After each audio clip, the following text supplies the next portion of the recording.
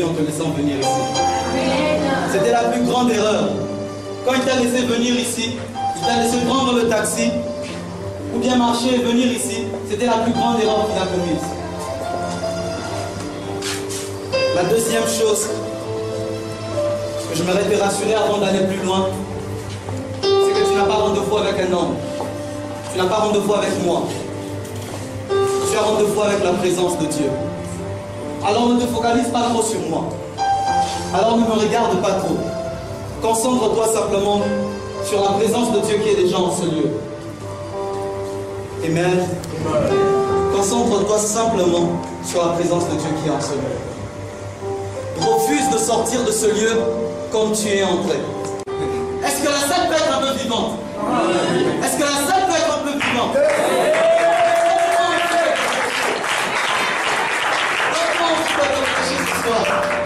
Donne-moi envie de te prêcher ce soir. Au-delà de ma prédication, au-delà de tout ce que je vais dire, il y a une personne ce soir. Depuis que je l'ai rencontré, ma vie a changé. Depuis que je l'ai rencontré, ma vie a été bouleversée. Depuis que je suis entré en contact avec cette personne, ma vie n'est plus jamais restée la même. Depuis lors, quand je me réveille le matin, je lui dis je ne suis rien sans toi. Depuis lors, quand je marche la journée, je lui dis j'ai soif de toi.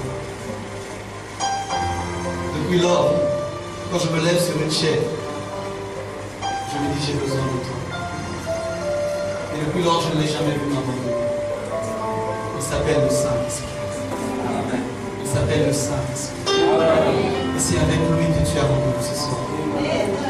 Je ne fais que lui préparer le chemin. Et alors, déjà là où tu es, tu peux sentir sa présence. Quelques-uns là où ils le sentent, ils sentent déjà.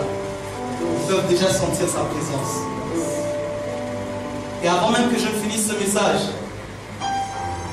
sois simplement attentif. Ne passe pas à côté. Et avant même que je ne finisse le message, il va te visiter. Amen. Il va te visiter. Amen. Il y a quelqu'un qui est d'accord avec moi. Amen. Alors dis un grand amen avant que je commence à parler. Regarde le voisin, dis-lui l'atmosphère du Saint-Esprit. L'atmosphère du Saint-Esprit. My God. Fais. Fais.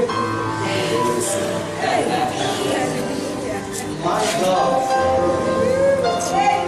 Là où je suis, je sens quelque chose se déployer sur la salle.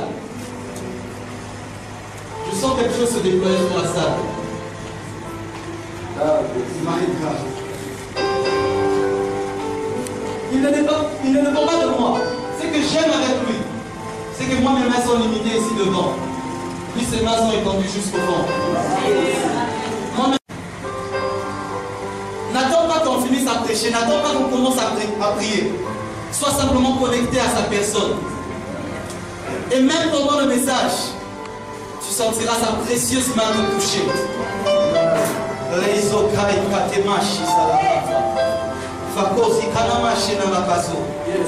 Précieux Saint-Esprit de Dieu, je te bénis pour ta présence en ce lieu. Je te bénis pour la gloire que tu es en train de libérer déjà dans la salle. Je te bénis pour cette gloire qui se répand. Je te bénis pour tes anges qui sont déjà en train d'entrer en travail dans cette salle. Je te bénis pour tout cela que je suis en train de voir.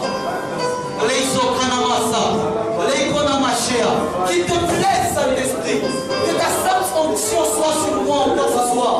Qu'il te plaise, Esprit de Dieu, que ta sainte fonction repose sur moi encore ce soir, afin que je parle de ta part, afin que j'annonce les orages. Que le malade soit guéri. Que le malade soit guéri. Que le sida disparaisse. Que le cancer parte. Même pendant le message, Saint-Esprit, je n'ai aucun blocage.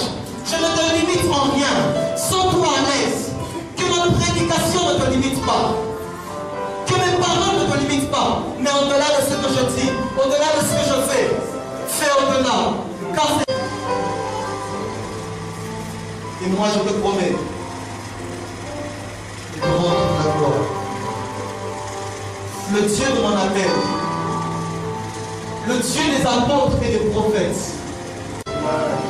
c'est ta soif. Que les actes des apôtres renaissent dans cette salle de l'Alliance française. Que les actes des apôtres renaissent dans cette salle de l'Alliance française. Et nous te promettons de te rendre toute la gloire. Au nom puissant de Jésus. Que l'Assemblée des saints dise merci Saint-Esprit de Dieu. Que l'Assemblée des saints dise merci Saint-Esprit de Dieu. Plus fort, trésor, plus fort. Je lirai quelques textes rapidement, passage rapidement. Acte chapitre 10. My God. Acte chapitre 10. Je vais glaner rapidement quelques textes et ensuite on rentrera dans l'Ancien Testament.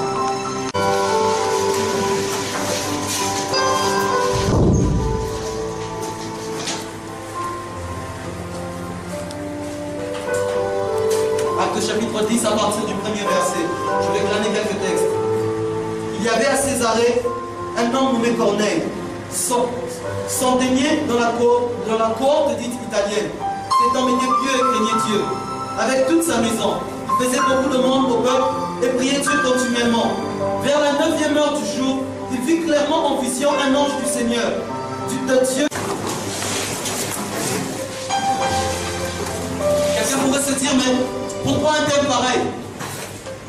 On est vers la fin de l'année, pourquoi ne pas parler des stratégies à adopter pour commencer la nouvelle année? Pourquoi ne pas parler de comment travailler pour commencer cette nouvelle année qui est en train d'arriver, alors que l'année tombe déjà à sa fin? Pourquoi venir nous parler d'un thème comme l'atmosphère du Saint-Esprit? À quoi ce thème va nous servir? À quoi ce thème est en train de vouloir nous mener? Ah, laisse-moi te rassurer, j'aurais bien pu venir te prêcher de beaucoup d'autres choses. Mais voici le cœur de Dieu pour l'église de Bukavu en cette fin d'année 2014, avant d'entamer l'année 2015 qui est devant nous. Car Dieu a prévu des choses extraordinaires et trop élevées pour l'année 2015 qui est en train d'arriver. Dieu a prévu une avalanche de son esprit telle que jamais Bukavu ne l'a connue. Une manifestation de puissance telle que jamais Bukavu ne l'a expérimentée en cette année 2015 qui arrive.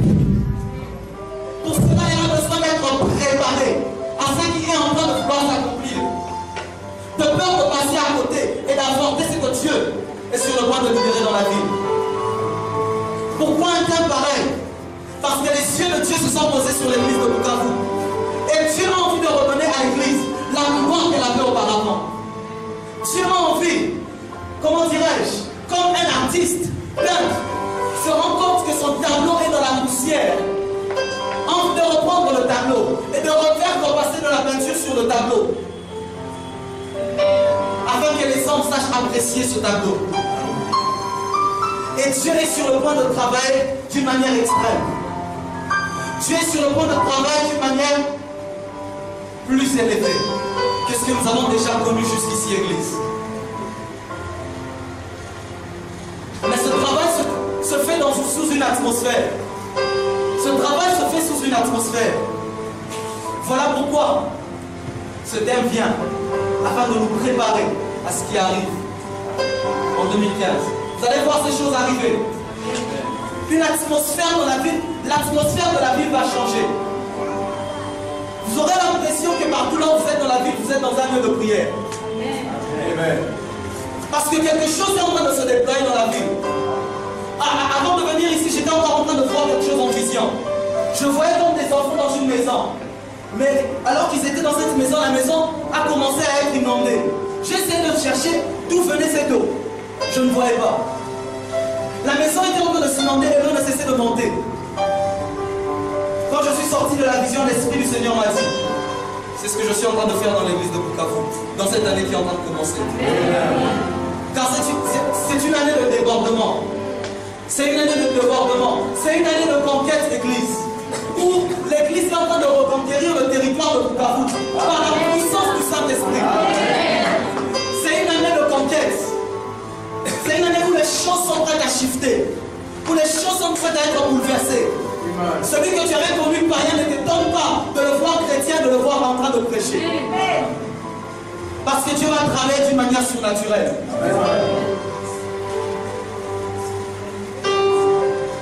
Mais pourquoi préparer l'église? Mais pourquoi préparer l'église de cette manière? Est-ce que l'église n'est pas déjà assez prête? L'église a besoin de remettre une personne au centre. L'église a besoin de prendre une personne et de la remettre au centre. Car nous l'avons chassé de nos cultes. Nous l'avons chassé de nos rassemblements. Nous avons cru l'utiliser. Nous avons cru nous servir de lui comme bon nous le semblait. Nous avons cru appeler le Saint-Esprit quand on le veut et qu'il vienne. Le soir, on ne le veut pas. On ne l'appelle pas. Nous avons cru qu'il était comme un chien qui répondrait chaque fois nos appels. Et ainsi, on se souvient de lui que le jour de la Pentecôte. Quand on approche de la Pentecôte, vous verrez les messages du Saint-Esprit commencer à refaire surface dans l'église, en oubliant qu'il est la troisième personne de la divinité. En oubliant qu'il est l'agent exécutif de la divinité sur terre en cette saison.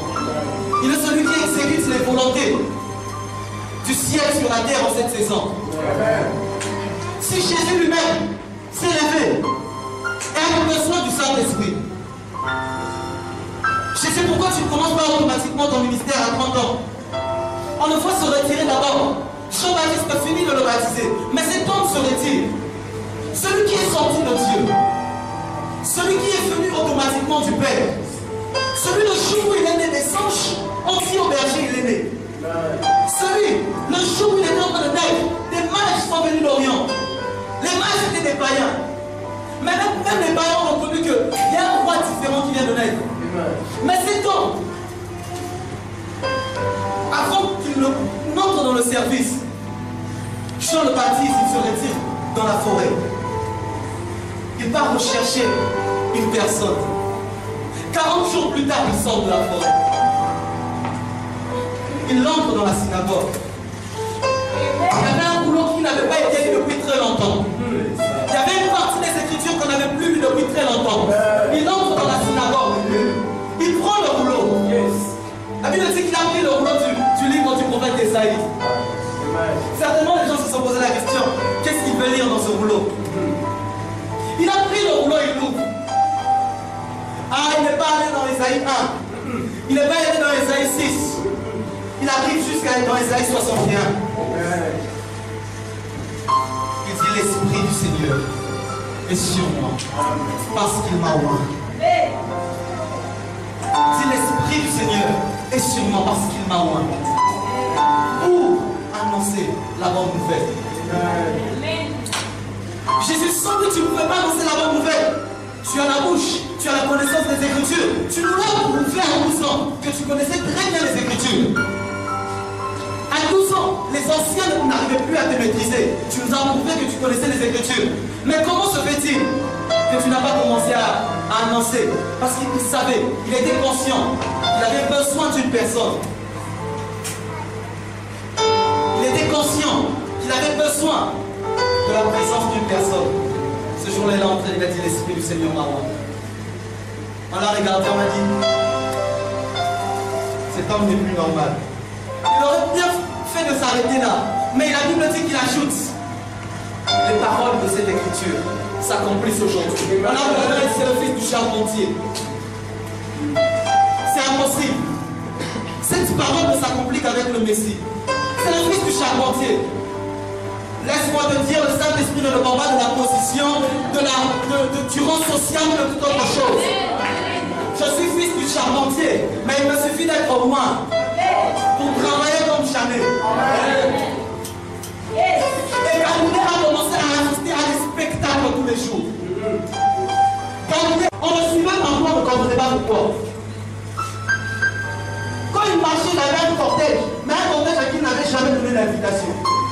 Un cortège que lui-même n'avait jamais réuni. On ne le suivait pas. Parce qu'on s'était rendu compte qu'il avait quelque chose en plus. Et Église, nous avons besoin de ce plus. si nous voulons aller là où Dieu nous appelle en cette saison. Nous avons besoin de ce plus si nous voulons aller vers ce à quoi Dieu nous appelle en cette saison. Nous avons besoin de plus si nous voulons aller vers les choses auxquelles Dieu nous appelle en cette saison. My God. La connaissance de cette personne est plus précieuse que tout l'or du monde. La connaissance de cette personne est plus précieuse que tout ce qu'on peut posséder. Orphelin. Il ne nous reste plus que nos bâtiments églises que nous avons réussi à très bien bâtir. On a l'impression que nous sommes des orphelins qui ont peur de l'extérieur et on s'enferme à l'intérieur. On a l'impression que nous sommes des orphelins qui n'ont plus de père et qui s'enferment dans un lieu. Pourtant, il a dit, je ne vous laisse pas orphelins. Pourtant, le père, le fils, quand il partait, il a dit, je ne vous laisse pas orphelins, mais je vous envoie une personne. Ce que le père avait promis. J'aime observer. Et aujourd'hui, nous sommes devenus comme des orphelins. Il suffit qu'on nous emmène un malade et on commence à donner beaucoup d'autres justifications. Parce que simplement, la connaissance de cette personne a disparu de nos cœurs. Je ne parle pas ici de la connaissance, connaître les choses sur la personne. Ça, c'est la connaissance sur cette personne. Mais connaître la personne elle-même. Ce que j'aime, c'est que dans les racines hébraïques, quand la Bible utilise le mot connaître, ça veut dire connaître comme on connaît une femme, comme on connaît un homme. Comme on peut dire dans la Bible, Abraham connut Sarah sa femme. Dieu nous parle ici d'une connaissance plus profonde de cette personne, d'une connaissance plus vraie de cette personne, de peur de passer à côté et de ne plus saisir ce que nous sommes réellement. Ainsi, nous avons perdu notre authenticité, nous avons perdu notre identité. Pourquoi je parle toujours ainsi? Parce que c'est ça la clé de l'Église. L'atmosphère du Saint-Esprit, c'est la maternité de la naissance de l'Église. Mais on a l'impression que nous avons quitté la maternité trop tôt. Pourquoi je parle toujours ainsi? Parce qu'Église, le jour où nous prendrons cette personne et que nous la remettrons au centre, les choses ne seront plus pareilles. Parce qu'Église, le jour où nous prendrons cette personne et que nous la remettrons au centre, nous n'aurons plus du mal dans les évangélisations. Les campagnes de 20 000 personnes reviendront. Les campagnes de 200 000 personnes reviendront. Le jour où nous prendrons cette personne et nous la remettrons au centre. L'atmosphère du Saint-Esprit. Cette personne, nous l'avons mis de côté. Quand il est Pentecôte, on vient, bon, on a besoin de toi aujourd'hui. Tu sais, c'est ta fête. Vous pensez vraiment que le Saint-Esprit est juste venu pour inaugurer une fête? Au-delà d'une fête, il est celui qui travaille avec l'Église. Au-delà d'une fête, il est celui qui marche avec l'Église. J'aime la Pentecôte, j'aime fêter cette fête. J'aime, oh, il n'y a pas une fête que j'aime comme celle-là. Mais si nous ne comprenons pas que sa venue n'était pas simplement pour une fête, nous allons passer à côté et tout rater. Ce jour-là, ces hommes, ils étaient dans cette chambre haute. C'était aussi la fête. Au lieu d'être dans le temple avec les autres en train de fêter la Pentecôte, parce que c'était une fête juive, premièrement. Au lieu d'être avec les autres en train de fêter cette fête, ces hommes avaient compris que plus qu'une fête, il y a quelqu'un que nous devons rechercher. Amen. Ils se sont enfermés dans un lieu, en train de rechercher continuellement cette personne. Et jusqu'à ce que même ceux qui étaient au temple, ont senti que les choses ne se passent plus au temple. C'est dans une petite salle là où il y a 120 personnes. C'est dans une petite chambre là où il y a 120 personnes. La meilleure manière pour nous de fêter la Pentecôte serait de s'agenouiller et de pleurer encore une fois. Pour vivre cette personne, ne pas l'expérimenter un jour, mais vivre continuellement avec lui. Ne pas l'expérimenter pendant quelques secondes, pendant une réunion comme celle-ci, mais vivre continuellement et marcher avec lui. Comment expliquer? Un homme comme Pierre, on le cherche. L'Esprit lui dit, descends, d'accord, on te cherche. Si on me cherche, certainement qu'on viendra me le dire. Saint-Esprit, pourquoi tu ressens le besoin de venir signaler à Pierre qu'on est en train de le chercher? Regarde quelqu'un, dis-lui ces questions d'intimité. Dis-lui ces questions d'intimité. On me cherche, certainement, on viendra me dire, Pierre, on te cherche. Mais l'Esprit lui dit, descends, va avec ces gens-là qui sont venus te chercher. Il ne savait ni pourquoi ils sont venus le chercher. Mais il avait une connexion qui lui donnait de connaître ce que les autres ne connaissaient pas. Il lui a dit, reste ici. Moi, je monte chez l'Éternel. 40 jours après, quand il descend de la montagne, Josué lui dit, mais j'entends du bruit de l'autre côté du camp. C'est comme si ils ont gagné une guerre. Moïse, qui n'était pas de l'autre côté, lui dit, Josué, ce n'est pas le bruit de la guerre. Moïse, comment tu sais que ce n'est pas la guerre? Tu entends des cris et comment tu sais savoir ce qui se passe en bas? Moïse m'aurait répondu, j'étais avec celui à qui appartient le passé, le présent et l'avenir. Je peux ne pas être là, mais ma connexion avec cette personne me donne accès à sa connaissance. Et rien n'échappe à Dieu. Et ainsi, nous sommes devenus une église qui ignore trop, beaucoup trop, de ce qui se passe. Parce que nous avons perdu la connexion avec le Dieu de toute connaissance. Il ne me suffit pas de lire un peu mes écritures, de comprendre un peu quelques textes et de venir parler. Non, non, non. Au-delà de cela, j'ai besoin de connaître quelqu'un. Amen. Si Jésus a eu besoin de lui, non, non, non, non. Ces choses m'ont toujours bouleversé. Si Jésus lui-même a eu besoin de cette personne, et moi,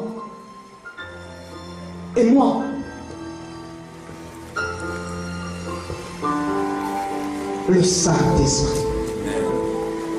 Ainsi, nous sommes étonnés de voir les miracles disparaître. Nous sommes étonnés de voir arrêtant, parce que nous sommes les plus malheureux de la terre. Nous ne sommes plus différents des autres religions ainsi. Ainsi, nous ne sommes plus différents des autres religions. La particularité de celui à qui nous appartenons. Quelqu'un dit, les miracles, c'est son ADN. Les miracles, c'est son ADN. C'est sa marque. Quand il passe quelque part, quand il veut laisser une marque, c'est les miracles.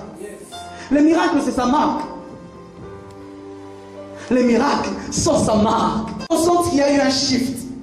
Il faut qu'on sente qu'il y a eu un changement. Il est écrit, personne n'a rencontré Dieu et ne reste le même.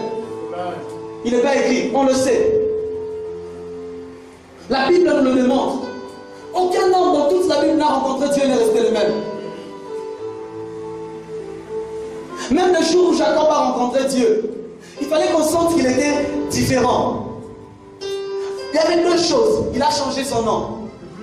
La première, il avait déjà brisé sa hanche. Sa hanche ne tenait plus. Il fallait qu'on sente qu'il venait de rencontrer Dieu cet homme. Quand tu sors d'un culte, est-ce qu'on sent la différence? Amen. Amen. Remettons cette personne au centre église. Remettons cette personne au centre église. Je ne faisais qu'introduire mon message. Remettons cette personne au centre. Pierre arrive à Lydde. À Lydde, il accomplit beaucoup de miracles. De telle sorte qu'on l'y avait même appelé à cause de cette femme, Tabitha, que nous connaissons. Pour qu'il prie pour elle parce qu'elle était morte. Des hommes l'appellent pour lui dire, viens prier pour Tabitha s'il te plaît. Elle est morte mais c'est une femme de bien. Aujourd'hui, qu'est-ce que l'église aurait rencontré? Qu'est-ce que nous aurons rencontré? Qu'est-ce que moi j'aurais rencontré? J'aurais dit, je suis Dieu. Elle est morte, c'est que Dieu l'a voulu. Mais Pierre a dit non, non, non. On a tellement insisté qu'il est allé avec eux. Il a accompli des miracles là-bas. À Joppé, on l'appelle. Il ressuscite Tabitha. Et pendant qu'il est encore dans la ville, l'atmosphère de la présence d'un roi de Dieu dans la ville fait en sorte qu'un ange soit envoyé jusqu'à Césarée, chez un homme nommé Corneille, un païen qui ne connaissait pas Dieu. Il n'était pas juif, mais c'était quelqu'un qui aimait l'Éternel. Permettez-moi d'ouvrir une parenthèse. Ainsi, les visitations angéliques doivent revenir aussi dans l'église. Si Corneille n'était pas juif, il a reçu un ange. C'était dans le Nouveau Testament toujours. C'était toujours dans la même Bible que moi je lis. Je disais à quelqu'un, j'ai refusé. Pendant qu'il est dans la ville, l'ange est envoyé chez Corneille. Corneille dit, l'ange dit à Corneille, envoie des gens à Jopé. Il y a un moment là-bas, appelle-les pour qu'il te parle. Pourquoi l'ange ne lui apporte pas le message lui-même? Parce que l'évangile est réservé aux hommes. Il appelle Pierre, Pierre arrive. Il commence à parler. Pierre annonce les oracles de Dieu. Avant même qu'il ne finisse de parler, quelque chose s'est déployé là où ils étaient. Une atmosphère différente. Il est écrit, ceux qui écoutaient ont été tous baptisés du Saint-Esprit. J'ai envie de dire à quelqu'un, sois connecté. Ne sois pas distrait. Les équipes, pendant qu'ils parlaient, les chants furent remplis du Saint-Esprit. Qu'est-ce qui a fait cela? L'atmosphère. L'atmosphère. L'atmosphère. Pierre, on ne t'a pas vu prier pour les gens directement. Mais qu'est-ce qui fait en sorte que ces hommes sont automatiquement visités par Dieu? L'atmosphère. Augmente ton volume, trésor. J'ai un bon micro, les gens vont pas m'entendre. À cause de l'atmosphère qui était présente dans le lieu, avant même que Pierre ne fasse quoi que ce soit, parce que c'était des hommes qui avaient le nom Saint-Esprit, la place qu'il doit occuper, qui ne lui disaient pas aujourd'hui tu fais ceci, aujourd'hui tu fais cela. Mais quand tu le veux, tu travailles. Ce soir, j'ai envie de lui dire, quand tu le veux, tu travailles. Pierre sort de ce lieu.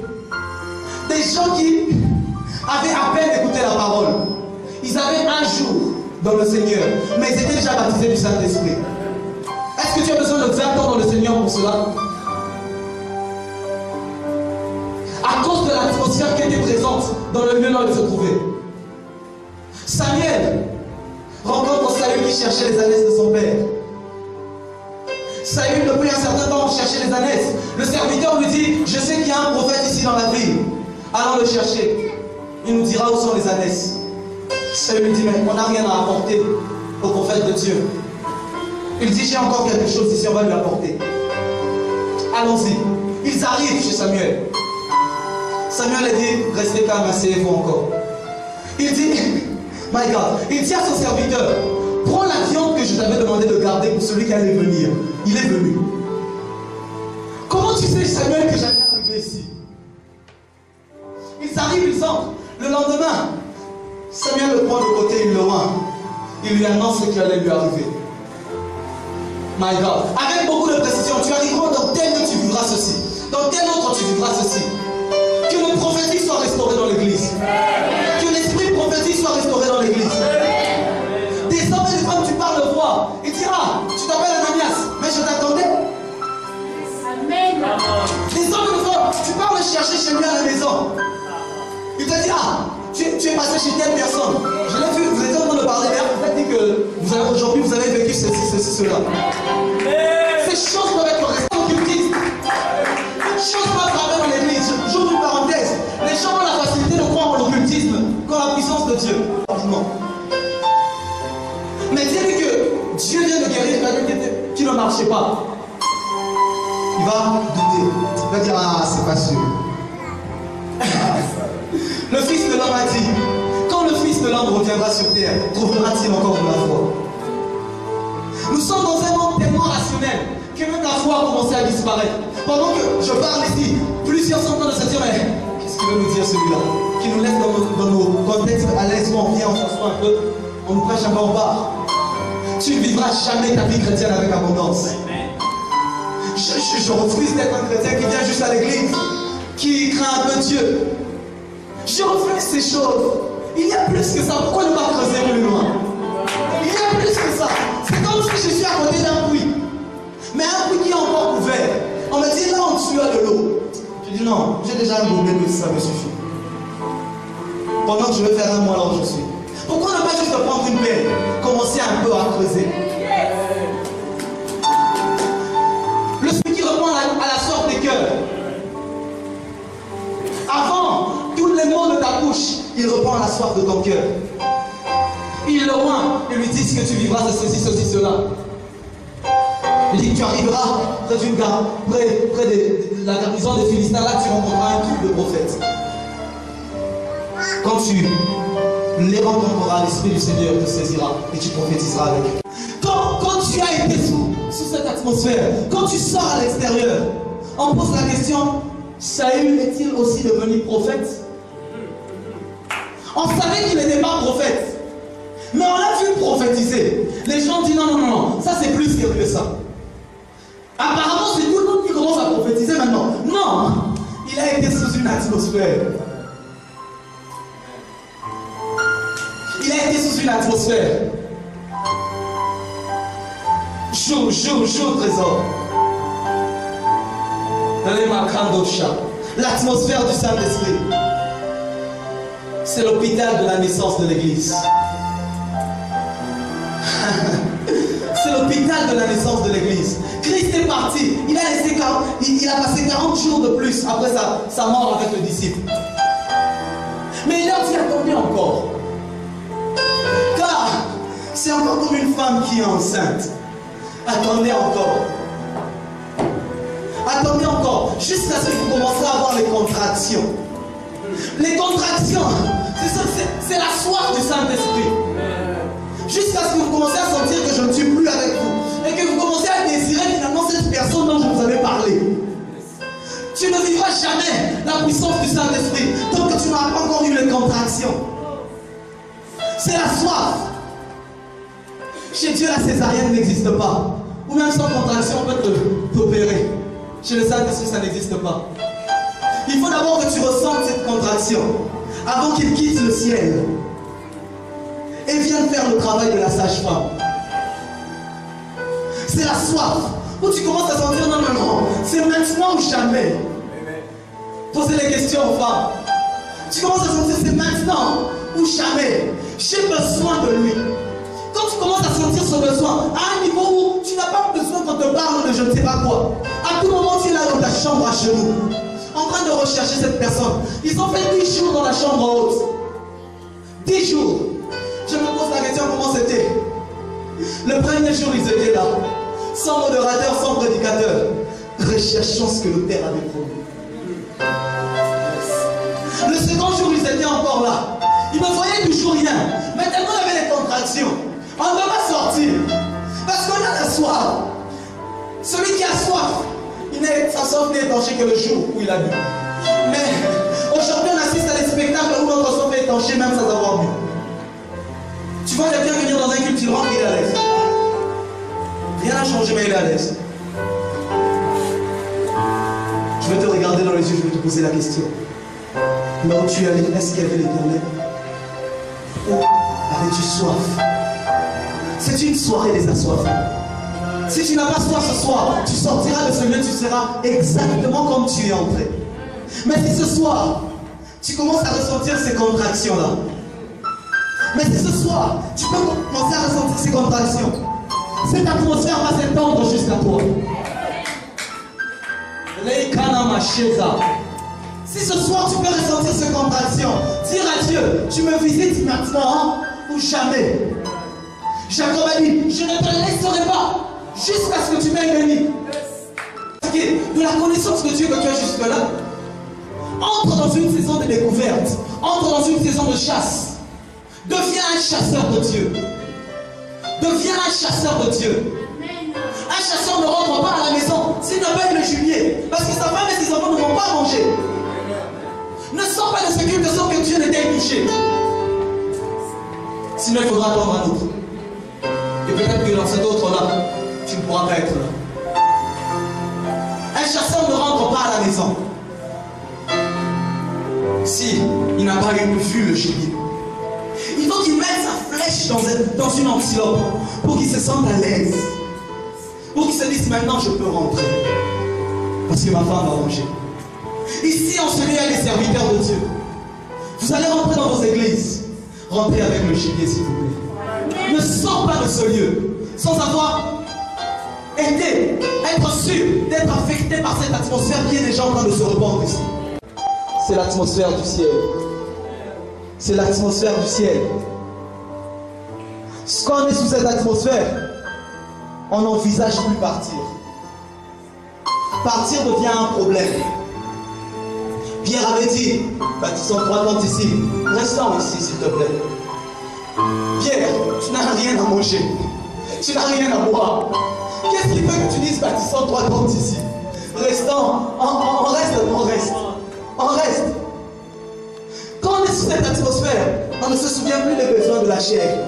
Moïse passait 40 jours et 40 nuits sur la montagne. De quoi se nourrissait-il? Il se nourrissait de la gloire de Dieu. Le Dieu qui était présent devant lui suffisait. Quand on la découvre, on n'a plus besoin d'autre chose. On ne sait plus comment dire Amen. On ne sait plus comment dire Amen. J'étais en prière avec les ouvriers. Et cette atmosphère est entrée dans nous étions. On ne savait plus comment dire Amen. On ne savait plus, on arrête.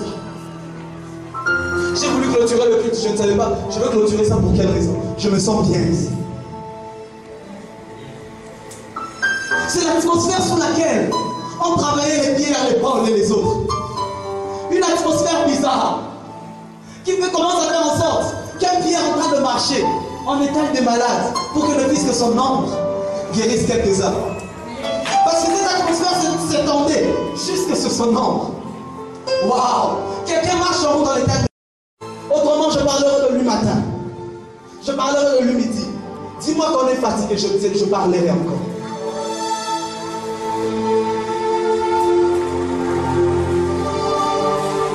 Comment expliquer? Une femme comme Maria, nous pouvons fêter. Elle pouvait être ici sur cette chair, jusqu'à 3 km de gens en train de se lever et marcher. Même quelqu'un était dans sa maison, il était boiteux. Il se rend compte seulement qu'il a la force de marcher, il se lève. L'atmosphère, c'est cette atmosphère sous laquelle ont travaillé ceux qui nous ont précédés. C'est cette atmosphère sous laquelle ont travaillé nos pères, les revivalistes. À nous maintenant de la rechercher encore. Au-delà de ma voix ce soir, sans les contractions. Sans les contractions. Ce soir, dis à Dieu, je ne peux pas rentrer humain. Cette atmosphère est prête à se répandre bientôt dans la salle. Allez. My Jesus. My Jesus. Let's go. My God.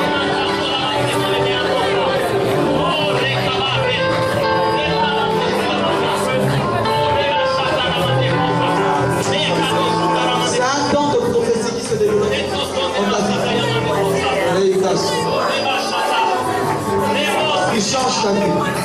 Il change ta vie. Il change. À partir de ce soir, tu ne seras plus la même. Les choses que tu n'arrivais pas à abandonner, il te donne la force de les abandonner ce soir. Tu es chrétienne. Mais je suis en train de voir 2 choses que tu as souvent du mal à abandonner. Il t'en donne la force ce soir. Et il te dit qu'il te choisit. Il te dit qu'il te choisit. Lève tes mains là où tu es. Les chakalabas. Les sakalabas. Les sakalabas. Change de mélodie. Les sakalabas. Lève simplement tes mains.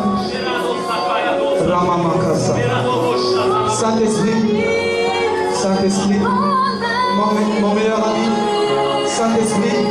Regarde les assemblées là où ils sont dans la salle. Repère-les toi-même et visite-les. Repère-les toi-même. Repère-les là où ils sont dans la salle. Ils te cherchent. Maintenant, ils te cherchent.